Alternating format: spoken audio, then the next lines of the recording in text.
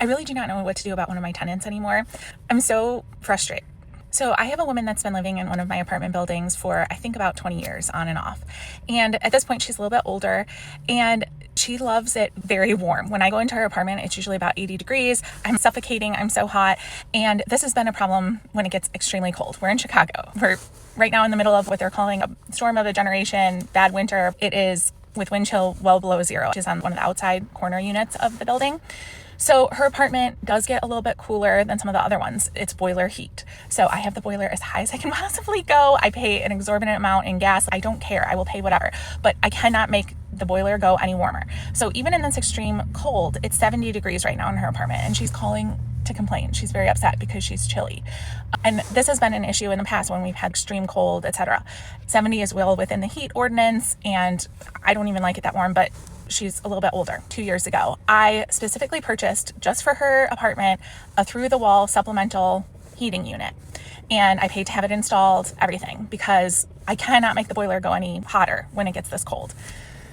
So she just called me again complaining, and I again explained the boiler cannot go any warmer. It's as hot as it possibly can go. Do you have your wall heater on? And she's like, wall heater, what are you talking about? I explained again. She's like, no, I don't use that. I'm like, well, why won't you use that? And she said, I don't know how to use it. Now, mind you, I've showed it to her. My contractor showed it to her. I've left her with written instructions, and it's simple. You push power, you push heat, and you can push up or down to the temperature. But really all she has to do is push power. And then I was like, remember, push power? She's like, well, I can't use that because I can't afford any more electricity. Now, I got the most energy efficient one that I could possibly get. She has the lowest rent of any tenant I have in any of my properties. Her same apartment in that building is renting for $550 more per month than I'm charging her.